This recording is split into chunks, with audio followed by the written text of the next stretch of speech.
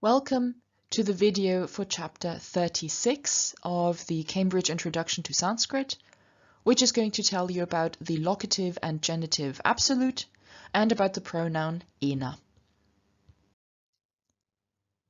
The locative absolute is a construction that's perhaps a little unusual. It consists of a noun or pronoun and a participle, and both of these stand in the locative case. They are best translated into English as a temporal clause introduced by when or while or after, and in that temporal clause the noun or pronoun functions as the subject and the participle functions as the main verb.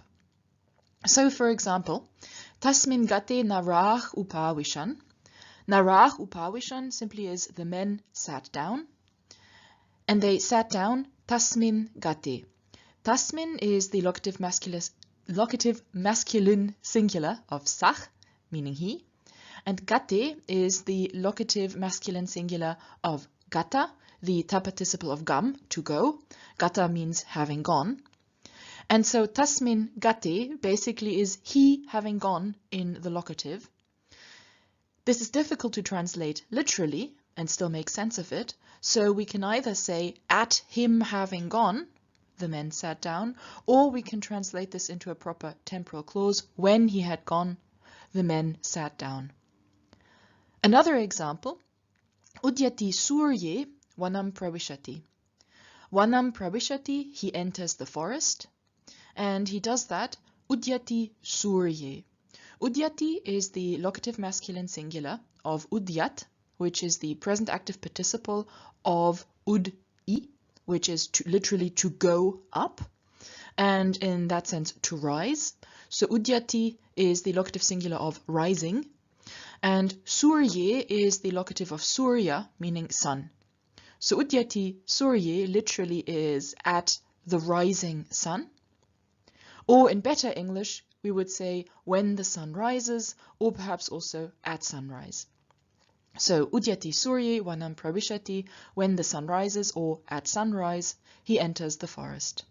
So locative absolute, a noun or pronoun and a participle, both standing in the locative case, to be translated into English as a temporal clause. In addition to this locative absolute, Sanskrit also has a genitive absolute. The locative absolute is much more frequent than the genitive absolute, but still, let's look at both. As far as its form is concerned, the genitive absolute consists of a noun or pronoun and a participle, both standing in, yes, you may have guessed it, the genitive case. As far as its translation is concerned, while the locative absolute usually is best translated as a temporal clause, the genitive absolute can be purely temporal, may have to be translated as a temporal clause, or it may also have concessive meaning, and concessive means a clause that's introduced with although. So to look at an example, samudram apibat, sarva lokasya pashyatah. Samudram apibat means he drank or drank up the samudram, the ocean. Sarva lokasya pashyatah. Sarva lokasya is the genitive of sarva loka, meaning the entire world or the whole world. Pashyatah is the genitive singular masculine, agreeing with sarva lokasya, of pashyat, which is the present active participle of drish pashyati, meaning to see. So this is whole world, genitive, looking on, genitive. And this can be translated as he drained or drank up the ocean with the whole world looking on, so keeping the participle in the English translation, or as a temporal clause, while the whole world was looking on, or as a concessive clause, although the whole world was looking on. And finally, completely unrelated to absolute constructions, here's a brief look at the pronoun ena, meaning this. This is a completely straightforward pronoun. It's demonstrative. It's used mostly when there is no strong emphasis on what the pronoun refers to. It is defective, meaning that not all of its case forms are attested, so it's got an incomplete paradigm. But the forms that are attested are completely straightforward. So basically what you have is the stem ena, that doesn't change throughout the paradigm. And then you have the endings that we also find of sach, tad.